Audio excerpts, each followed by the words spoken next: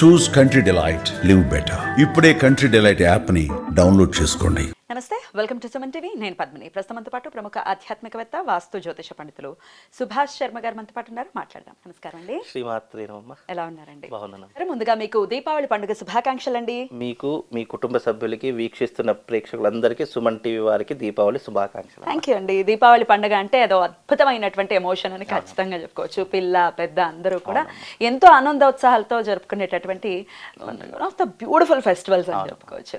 మరి ఈ దీపావళి పండుగ అటు ఈ క్రాకర్స్ ఈ విషయాల్ని పక్కన పెట్టేస్తే అమ్మవారి ఆరాధనకి చాలా పెద్ద పీట వేసినటువంటి రోజుగా శాస్త్రం అభివర్ణిస్తుంది. మరి అమ్మవారి ఆరాధన ప్రత్యేకించి లక్ష్మీదేవికి నిషేధి కాలంలో చేసేటటువంటి పూజ చాలా ఇష్టమని కూడా వినడం జరిగింది. దీనికి సంబంధించిన వివరణ, ఏ సమయంలో అమ్మవారి ఆరాధన చేస్తే అమ్మ కృప మాపై ఉంటుంది ఇత్యాది విషయాలు ఒక్కసారి మీద తప్పకుండా తెలియజేస్తానమ్మా. ముందుగా ప్రేక్షకులందరికీ శ్రీమాత్రే నమః, శ్రీ గురుభ్యో నమః. యాదేవి సర్వభూతేషు లక్ష్మీ రూపేణ సంస్థిత. నమస్తస్సై నమస్తస్సై నమస్తస్సై నమో నమః. దీపావళి అమావాస్య, దీనికి దీపావళి అనేటటువంటి పేరు కాదు, దీనికి వెలుతురు పండుగ అని పిలుస్తూ ఉంటారు, కాంతుల పండగ అని పిలుస్తూ ఉంటారు. మనం రానున్న కాలంలో కాలం మారుతున్న కొద్దీ దీన్ని దీపావళి, దీపాలు వెలిగిస్తాం కానీ దీప ఆవళి అని పూజ అనేటటువంటిది విధానం పెట్టారు. అయితే ఇక్కడ దీపావళి ఫెస్టివల్ ఎందుకు చేసుకుంటాం, పండగ వెనక ఉన్నటువంటి ఆంతర్యం ఏంటి? మనకు వేదములు, శాస్త్రములు, పురాణములు అన్నిటినీ ఆధారంగా చేసుకొని పరంపరగా ఏదైతే మనం అనుసరిస్తున్నామో దాన్ని మనం పండగలా చేసుకుంటాము. అంటే ఒక దుష్టశక్తి మీద ఒక దైవిక శక్తి విజయం సాధించినప్పుడు ప్రజలందరూ చేసుకునే ఆనంద కోలాటాల మధ్య జరుపుకునేటటువంటి వేడుకే మనం పండగలా చేసుకుంటాం. పండగ అంటే పెద్ద అర్థం ఏం లేదు. ఎప్పుడైతే అధర్మం మీద ధర్మం విజయం సాధించిందో దాన్ని మనం ఫెస్టివల్గా చేసుకుంటాం. మీరు ఏ పండగ తీసుకున్నా, ఏ ఆచార వ్యవహారాదులు తీసుకున్నా, పురాణంలో ఉన్నటువంటి విధానాలే దాన్ని మనం పండగల ఫెస్టివల్గా చేసుకుంటూ ఉంటాం. అంటే మనకు ద్వాపర యుగంలో ఈ యొక్క సత్యభామ నరకాసుర వధ అయిన తర్వాత జరిపెట్టుకునేటటువంటి మొట్టమొదటి పండగ నరక చతుర్దశి, దీపావళి అమావాస్య. ఎప్పుడైతే ఈ యొక్క నరక వధ అయిపోతుందో దాని యొక్క రక్తంతో ఉన్నటువంటి భాగములన్నీ కూడా శ్రీకృష్ణుడిపై, సత్యభామపై పడడం వల్ల ఆ రోజున ఆ రక్తపు మరకలు పోవడానికి అభ్యంగ స్నానం చేసి నువ్వుల నూనెతో చేసినటువంటి పద్ధతులు ఇప్పటికీ మనం ఆచరిస్తూ ఉన్నాము. అలాగే రామచంద్రమూర్తి కూడా అయోధ్యానగ ప్రవేశం కూడా ఈ దీపావళి పండుగ నాడే జరిగింది అన్న ఉద్దేశంతో కూడా ఈ పండుగ, దీపావళి పండుగ రోజున ఇంకా ఎన్నో రకాలైనటువంటివి ఉన్నాయి. అలాగే లక్ష్మీదేవి పూజ చేసుకోవడానికి కూడా దీనికి దుర్వాస మహర్షి కారణమవుతూ ఉంటాడు. ఎందుకంటే ఇంద్రుడు దుర్వాస మహర్షి ఒక హారం ఇస్తే ఈ హారం నాకెందుకులే అని చెప్పేసి విసిరి పారేస్తే ఏనుగు మెడలో పడింది, ఐరావతం మెడలో.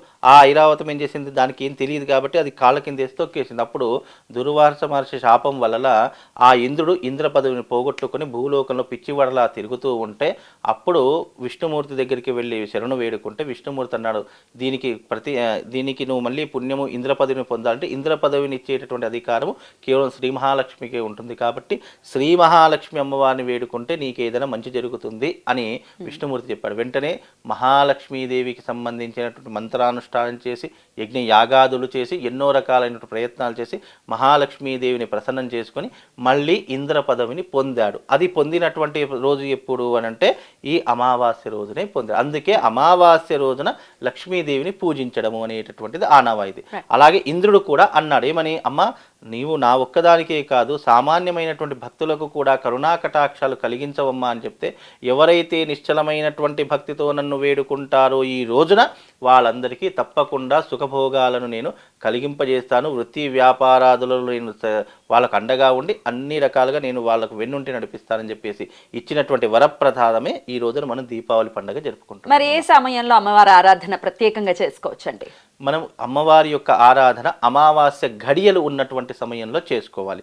మనకు 20వ తారీఖు రోజునే ధనలక్ష్మి పూజలు చేసుకోవడానికి అవకాశం. పండుగ అండి, పండగ మొత్తం 20వ తారీఖు. ఎందుకంటే మనకు అమావాస్య మనకు సోమవారమే పండగ. ఎందుకు అనంటే చతుర్దశి వెళ్ళిపోను అమావాస్య గడియలు ప్రారంభమవుతున్నాయి. అమావాస్య ఎప్పుడైతే అమ్మవారి పూజ చేసుకోవడానికి సాయం సంధ్య వేళలో అమావాస్య గడియలు ఉంటాయో అది సంపూర్ణమైనటువంటి అమ్మవారి పూజకు అనువైనటువంటి సమయంగా గుర్తించబడుతుంది. నిర్ణయించబడింది అకార్డింగ్ టు ఆస్ట్రాలజీ. కనుక మనకు సోమవారము ధనలక్ష్మి పూజలు చేసుకోవడానికి అనువైనటువంటి మధ్యాహ్నము 3:25 నుండి లక్ష్మీదేవత పూజలు ప్రారంభమవుతూ ఉంటాయి. అవి రాత్రి 12 గంటల వరకు చేసుకోవచ్చు తప్పకుండా.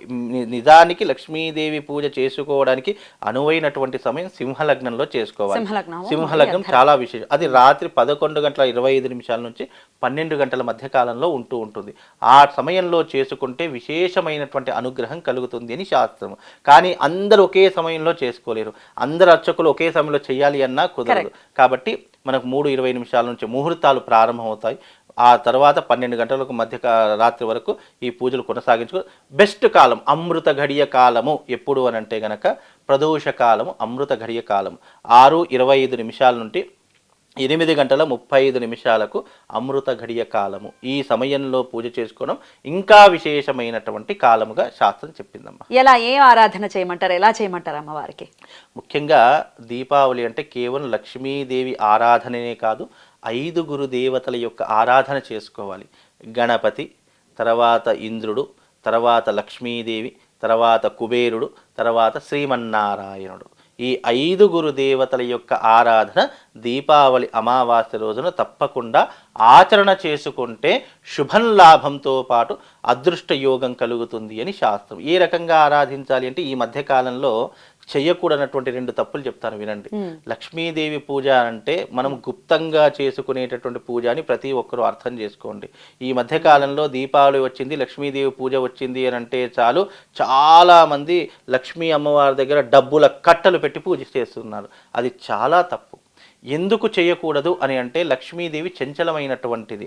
లక్ష్మీదేవిని మనం ఎదుట చూయించుకోవడానికి కాదు, మనం దాచుకోవడానికి చేసుకునేటటువంటి పూజ. కాబట్టి ఎప్పుడైతే నువ్వు డబ్బుల కట్టలు పరిచి అంగులు ఆర్భాటాలు చేసి అందరికీ చూయించావనుకో నరదృష్టికి నాపరాయి అయినా పగులుతుంది. వాళ్ళు అవన్నీ కూడా మనం ఏం చేస్తాం, అబ్బా అందరిని పిలుచుకొని చేద్దాంలే, మన యొక్క డాపు దర్పం కూడా చూపిద్దాంలే అని చెప్పి చేశారు అని అనుకోండి.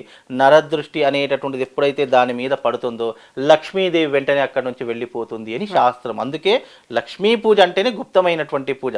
మన దగ్గర ఎన్ని ఉన్నా మనం దాచుకోవాలి తప్ప 10 మందికి ఎక్స్పోజ్ చేయకూడదు. ఫోటోలు తీసి వాట్సాప్ లో పెట్టడం లాంటివి చెయ్యకూడదన్నా వాళ్ళు ఎలాగో చేస్తారనుకోండి, అది వేరే విషయం. కాబట్టి అలా చేసుకుంటే నీ యొక్క వృద్ధి అనేటటువంటిది తగ్గిపోతుంది ఆటోమేటిక్ గా. కాబట్టి అది ఆలోచన చేసుకొని మీరు పూజా విధానాన్ని గుప్తంగా చేసుకోండి.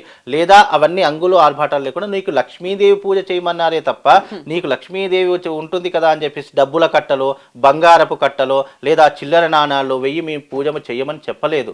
ఇక్కడ లక్ష్మీదేవిని నువ్వు ఆరాధన చేసుకో. ఆరాధన అన్నదానికి మంత్రము, యంత్రము, తంత్రము అన్ని రకాలుగా ఉంది. ఆ రకంగా నీకు ఏదైతే ఇష్టమో దాన్ని ఆరాధన చేసుకో. కనకధోర స్తోత్రం చదువుకో, లలితా సహస్రనామాల స్తోత్ర పారాయణం చేయండి. లేదా 10 మందిని ముత్తైదులను పిలిపించి మీరు అక్కడ పారాయణ స్తోత్రములు చేయండి. నీకు భక్తికి భగవంతుడు సంతోషిస్తాడు. కానీ నువ్వు డబ్బుల కట్టలు పెట్టావో, బంగారం వేసుకున్నావో, లేదా అంగులు ఆర్భాటాలు చేసావో డబ్బు ఎప్పుడు కూడా భగవంతుడు దానికి సంతోషించడు. పేదవాడి ఇంటికి పూజ చేయడానికి వచ్చినా, ధనవంతుడి ఇంటికి పూజ చేయడానికి వచ్చినా మంత్రం ఒకటే, కానీ అక్కడ భక్తి కూడా ప్రధానంగా జోడిస్తే భగవంతుడు సంతోషిస్తాడు. కాబట్టి ఈ తప్పులు చేయకండి. నిశ్చలమైనటువంటి భక్తితో చేసుకునే ప్రయత్నం చేయండి. చాలా చక్కగా వివరించారండి. Thank you so very much. మరొకసారి మీకు దీపావళి శుభాకాంక్షల్ని తెలియజేస్తూ నమస్కారం అండి.